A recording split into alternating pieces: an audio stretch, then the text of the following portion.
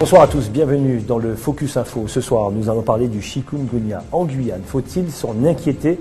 La réponse avec nos invités ce soir sur le plateau du Focus. Louisiane Carvalho, vous êtes épidémiologiste de l'INVS Anti-Guyane. Bonsoir, bienvenue. Vous allez nous dire ce que c'est que l'INVS, ça a changé, vous étiez ailleurs avant. Sandrine Chantilly, vous êtes directrice de la démoustication et des actions sanitaires, DDAS, Conseil Général. Bonsoir. Bonsoir. Bienvenue sur le plateau. Merci. Christian Meurin, vous êtes directeur général de l'ARS en Guyane. Bonsoir. Et Félix Diossou, praticien hospitalier au CHAR, chef de service de l'UMIT, Unité des maladies infectieuses et tropicales. Bonsoir. Bonsoir. Bienvenue sur le plateau du Focus Info. Les chiffres de l'épidémie du chikungunya à Saint-Martin, à la mi-décembre, c'était 15 cas confirmés, 80 personnes qui représentaient des signes cliniques. Alors avant de parler de la Guyane, première question, est-ce que vous avez des nouvelles de vos collègues là-bas à Saint-Martin? Est-ce que les chiffres ont évolué? Première question pour vous peut-être.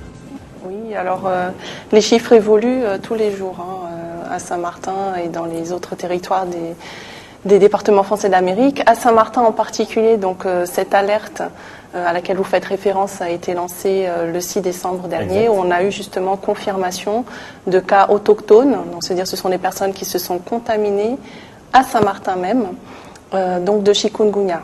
Depuis, donc, il y a un dispositif de surveillance, de signalement qui a été mis en place, on pourra en reparler. Et donc, on a un suivi de l'évolution de cette épidémie et donc on a une augmentation chaque semaine du nombre de cas. Alors, au 2 décembre, nous étions à 271 cas suspects de chikungunya à Saint-Martin et un peu moins d'une centaine de cas confirmés. Au 2 janvier. Pardon? Janvier. J'ai dit quoi? Décembre, pardon, au 2 janvier. Excusez-moi. Oui, c'est un peu. Alors, comment alors, on va essayer d'être clair, bien sûr, pour les téléspectateurs, quand ils entendent parler de chikungunya, on va parler de la dengue également, pour savoir quelles sont toutes ces différences. Comment ce virus est arrivé en Guyane? En Guyane, le premier cas a été un cas importé de quelqu'un qui venait de Martinique le 19 décembre dernier, qui nous a été déclaré par un médecin généraliste. C'est du coup l'occasion de vous dire un peu les mesures qui ont été mises en place avant qu'on détecte ce premier cas qui a été confirmé en Guyane. La première chose a été de renforcer la surveillance. Donc, comment on fait ça? D'abord, on a mis en alerte et informé tous les professionnels de santé de Guyane, qu'ils soient hospitaliers, libéraux. Le chikungunya n'était pas vraiment connu dans notre territoire. Donc, on les a avertis de la situation qui se passait aux Antilles. On les a informés sur les symptômes à surveiller et en particulier aussi pour les personnes qui avaient voyagé dans ces zones infestées. Donc c'est ce qui nous a permis de connaître sitôt son retour cette personne qui a été suspecte. Donc, surveillance, prévention, c'est dès l'instant où une personne, et notamment si elle présente les symptômes et ou si elle vient de ces zones contaminées, un protocole rapide d'intervention avec les services de lutte antivectorielle. On en parlera. Et puis ensuite, on a poursuivi les préparatifs avec une information plus ciblée auprès des voyageurs directement, donc avant la période de grande migration, pendant la période des fêtes de fin d'année, avec une information aux voyageurs, avec pour ceux qui arrivaient ou pour ceux qui partaient dans ces zones, au Saint-Martin. Une information assez claire. Absolument, oui. Donc avec les signes qui devaient les mettre en alerte et qui devaient les amener à consulter leur médecin. D'accord, très bien. Pour en savoir un petit peu plus, on va faire un tour de table pour savoir qui fait quoi. Et on va commencer par Félix Diossou. Dites-nous ce que vous faites. Alors, Félix Diossou, je suis praticien hospitalier de maladies infectieuses et tropicales à l'hôpital de Cayenne, où je dirige le service de maladies infectieuses et tropicales. Comment ça se passe? Quel genre de personnes qui viennent dans votre service? Comme service de maladies infectieuses, on accueille prioritairement les personnes qui souffrent de maladies dont la cause est liée à une infection. Infection, ça peut être une infection au niveau du poumon, ça peut être une infection au niveau des voies urinaires, donc des pyélonéphrite ou des choses comme ça par exemple. Ça peut être du paludisme, ça peut être de la dengue, ça peut être, s'il en était question de chikungunya, des choses comme ça. Bon, C'est tout ça dont on En ce moment, on parle de chikungunya, moins de dengue, il y en a été question il y a quelques temps. Comment vous êtes en alerte, par exemple, dans vos services? Comment ça se passe? Alors, je commencerai par dire que normalement, pour la prise en charge du chikungunya, l'hôpital doit être en énième position et loin derrière tout le monde. Loin derrière qui? Loin derrière les médecins libéraux, dont c'est la charge de s'occuper de ça en priorité. Donc, c'est la première chose que je dirais. On sait pourtant, cependant, qu'il va y avoir des situations liées à quoi? À l'état initial des malades avant que le chikungunya ne les atteigne. On parle de personnes avec des comorbidités, on dit. Pour ces personnes-là, notamment, il peut être nécessaire d'avoir recours à l'hôpital. Et pour ça, il faut que nous soyons prêts. Et c'est la volonté de l'ARS, notamment, de nous dire, mais soyez prêts très très vite. Et le directeur des hôpitaux et de l'hôpital de Cayenne en particulier a mis en place un comité de coordination de chikungunya qui se réunit régulièrement pour mettre en place tous les dispositifs nécessaires des premières consultations jusqu'aux hospitalisations à mettre en place. Et donc c'est là-dessus que nous travaillons encore. Donc vous êtes prêts. Sandrine Chantilly, quel est votre rôle? Directeur de la démoustication au Conseil général de Guyane, qui est l'opérateur en démoustication, donc qui tue en fait les moustiques nuisants, qui gênent les personnes dans leur vie quotidienne en les piquant, et qui également élimine les moustiques vecteurs de maladies. Dans ce cas présent, le cas du chikungunya, donc le vecteur du chikungunya est le même, le moustique vecteur du chikungunya est le même que celui qui véhicule le virus de la dengue. Donc notre action dans le contexte actuel de surveillance renforcée pour prévenir l'installation du chikungunya en Guyane, c'est donc d'éliminer le plus rapidement possible les moustiques de l'environnement immédiat du malade suspecté d'avoir le chikungunya. Alors, à chaque fois, on voit dans les médias, la presse écrite, la radio, la télé, ici même sur ATG, toujours les mêmes gestes à faire. Est-ce qu'il y a des choses qui ont évolué sur ces gestes à faire? Est-ce qu'il y a des changements, par exemple? Est-ce qu'il y a des changements au niveau de la population? La population. Je pense que, étant donné la récente épidémie de dengue qui a quand même laissé un certain vécu traumatisant au sein de la population, il y a des gestes et des réflexes qui sont maintenant bien connus des personnes, qu'il s'agit de réactiver dans ce cadre-là. Mais il est important, et je crois que c'est le message qui a peut-être un peu plus de mal à passer, toute personne ayant la fièvre en Guyane dans un contexte de suspicion d'une épidémie à se déclarer, telle que nous connaissons actuellement, toute personne qui a la fièvre doit se protéger des piqûres de moustiques, soit lorsqu'il est alité en journée en se mettant sous moustiquaire, soit alors en appliquant des répulsifs sur sa peau. Il est important que toute personne ayant la fièvre se soustrait aux piqûres de moustiques. Louisiane Carvalho, et vous? Donc moi je suis épidémiologiste. Notre rôle ici, à mon équipe, à moi-même en Guyane, ça va être de surveiller les maladies prioritaires. Concernant le chikungunya, nous venons en appui à l'ARS pour mettre en place les dispositifs de signalement à partir des professionnels de santé, à partir des laboratoires. Et donc on aura en parallèle le suivi de l'évolution de la situation, des informations donc, que nous transmettons à l'ARS, qui va du coup coordonner les actions à mettre en place en fonction de ce risque épidémiologique. Christian Merin, vous coordonnez le tout. Voilà, notre mission fondamentale, c'est la protection de la santé de la population, y compris par des mesures préventives, d'alerte, de renforcement de la surveillance, comme on vient de le dire. Et dès l'instant où la menace a été connue, avant même la confirmation des premiers cas en Guyane, nous avons pris l'initiative de réunir l'État, le Conseil général, responsable de la lutte antivectorielle, le service de santé des armées, les établissements hospitaliers, pour coordonner l'ensemble de ces mesures. Notre objectif, à ce stade, il n'y a pas d'épidémie en Guyane pour le chikungunya actuellement, c'est de prévenir la transmission du virus, comme vient de le dire Corinne Chantilly, donc en évitant autant que faire se peut toute piqûre de moustiques, et de contenir quand les premiers cas apparaîtront, parce que malheureusement tous les facteurs favorables sont réunis et on peut le craindre, donc de contenir l'apparition d'un foyer épidémique. Alors bien sûr, quels sont les symptômes, les gens qui nous regardent, qui peuvent avoir une certaine inquiétude, qu'est-ce qu'on peut leur dire, les symptômes? Alors, les symptômes du chikungunya sont très proches des symptômes de la dengue. C'est de la fièvre, c'est des douleurs. Et là où on peut noter une petite différence, c'est la localisation des douleurs, surtout au niveau des articulations périphériques. C'est-à-dire, c'est le poignet, c'est les doigts, c'est des choses comme ça, plus prioritairement, en n'oubliant pas du tout que ces douleurs touchent aussi la colonne vertébrale. Et d'ailleurs, ça a pu donner son nom en swahili à la maladie. Voilà, on est compris. Voilà, exactement. C'est d'où chikungunya. Exactement. Donc, ce sont les éléments qu'on va rechercher, mais vous direz en Guyane, avec les pathologies qu'on connaît, donc la dengue ou le palu, c'est assez commun. Ouais. Et finalement, ce qui va nous aider à ce niveau, ce niveau de l'épidémiologie de la maladie ici en Guyane, c'est le contact, la notion de contact avec un malade, c'est la notion de séjour dans un environnement où le virus est connu pour circuler. On parle donc de Saint-Martin, de Guadeloupe-Martinique, tout comme le Punica qui est revenu de Martinique. C'est tout ça qu'on prend en compte pour définir ce que nous appelons le cas suspect avant de chercher à confirmer. Bien sûr, on parle de Saint-Martin, on parle de cas également en Guadeloupe et en Martinique. Comment se propage le virus? Comment ça se passe?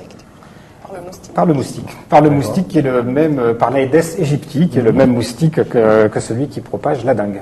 Donc qui est porteur du virus, qui peut récupérer le virus en piquant une personne malade, même si elle s'ignore malade, dès l'instant où elle est suspecte. D'où l'importance de se protéger immédiatement, même si on n'a pas encore les résultats de son prélèvement, pour éviter qu'un moustique pique et transporte le virus et infecte d'autres personnes. C'est important. Ce qui permet. C'est très important de comprendre ce mécanisme de transmission. D'accord. Vous voulez rajouter quelque chose? Oui, en fait, il s'agit bien de pas se protéger soi-même une fois qu'on est malade ou suspecté d'être malade, mais c'est bien de protéger le reste de la population. Parce qu'actuellement, la Guyane est indemne de chikungunya, en dehors du cas importé de la Martinique. Donc il s'agit de faire en sorte que les moustiques guyanais, si je peux dire, ne soient pas infectés par ce virus. Donc toute personne ayant la fièvre et présentant les signes d'altralgie dont a parlé le docteur, se prémunissent des piqûres de moustiques pour protéger le reste de la population. Alors, on parle d'éviter d'être piqué par les moustiques. Je voudrais ajouter ceci qui est très important. On parle de moustiques, l'Aedes, la famille Aedes. Eh bien, c'est des moustiques qui piquent beaucoup plus c'est beaucoup plus le jour que la nuit. Et les mesures qu'on va préconiser, ce ne sont pas des mesures à respecter que la nuit. Et surtout, c'est pas pour la nuit, quoi, si vous voulez. C'est vraiment le jour. Donc, quand on dit à quelqu'un qui se sent malade, qui pourrait être virémique, c'est-à-dire qui pourrait porter le virus que le moustique pourrait prélever en le piquant, eh bien, c'est le jour qu'il faut rester sous moustiquaire, c'est le jour qu'il faut éviter d'être piqué. Et ça, j'insiste là-dessus parce que c'est pas habituel de chercher à être sous moustiquaire le jour. C'est beaucoup plus la nuit. Et quand on fait référence au paludisme, c'est souvent la nuit, on le dit, c'est ce qu'on connaît le mieux.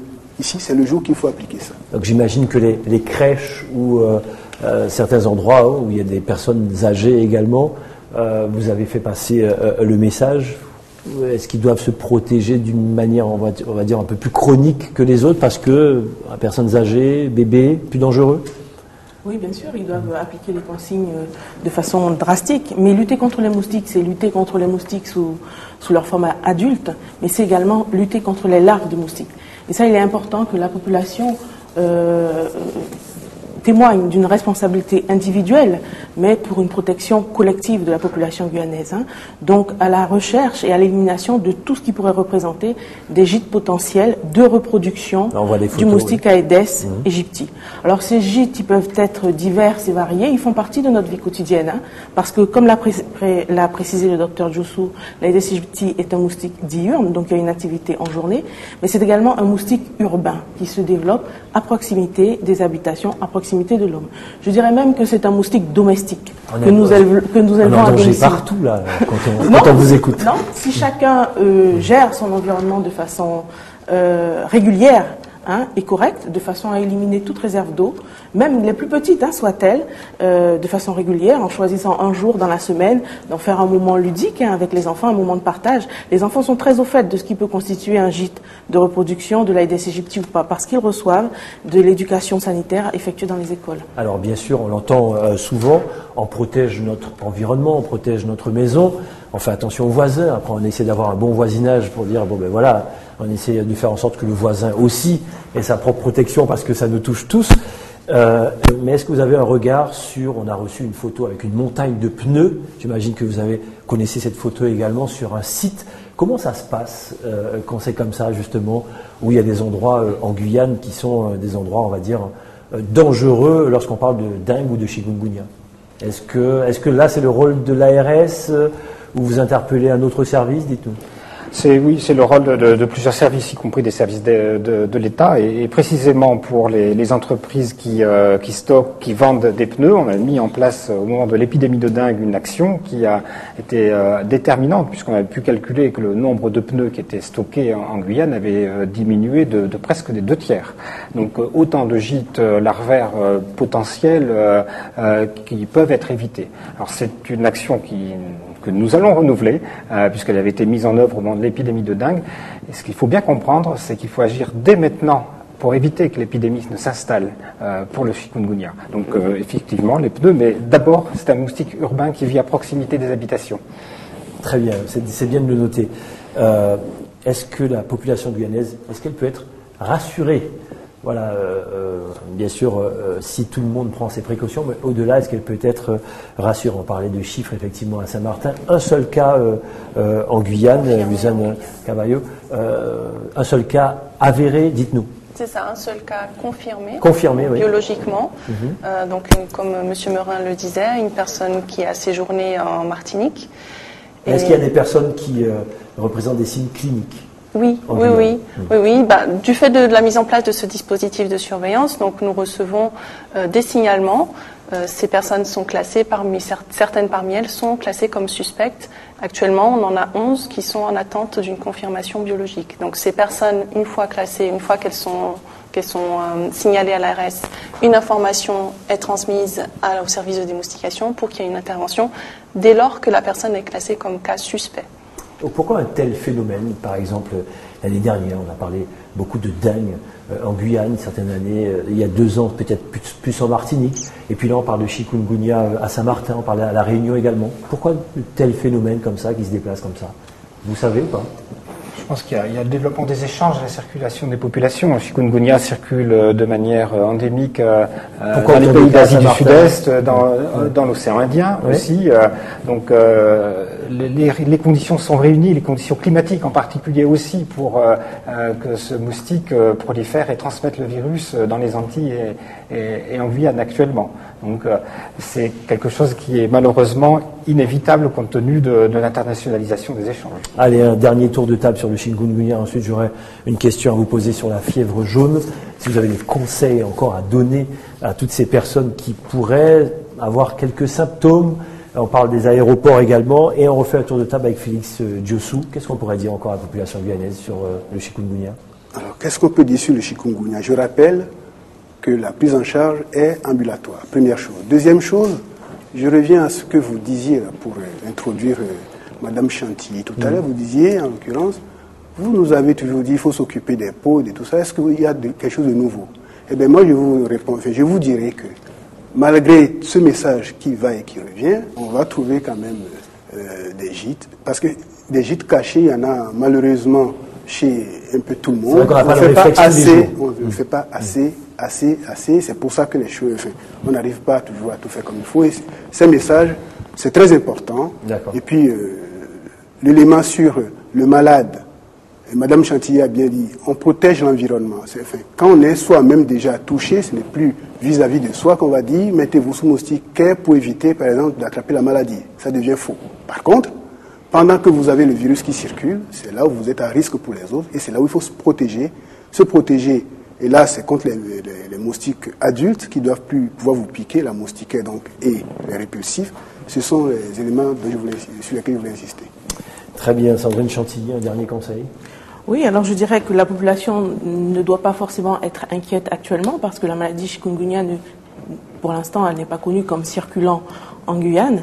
Néanmoins, la population doit rester mobilisée car ce n'est qu'avec l'investissement de chacun que nous arriverons à nous prémunir de cette maladie et si elle s'installe, que nous arriverons à faire en sorte que l'ampleur ne soit pas trop importante. Donc la population doit rester mobilisée au quotidien. Louisiane Carvalho, ou des chiffres, parce que vous, c'est les chiffres qui parlent.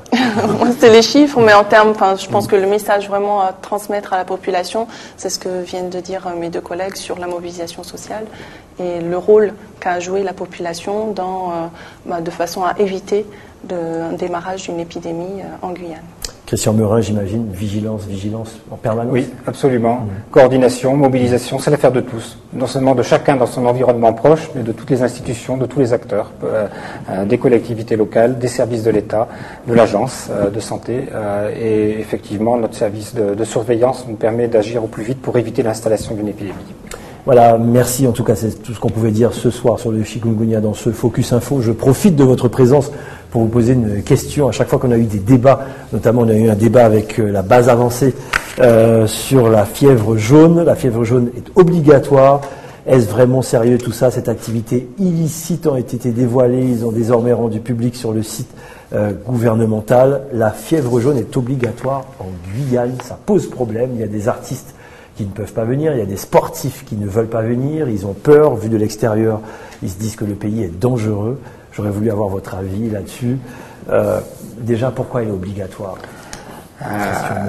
Elle est obligatoire parce que c'est une maladie grave.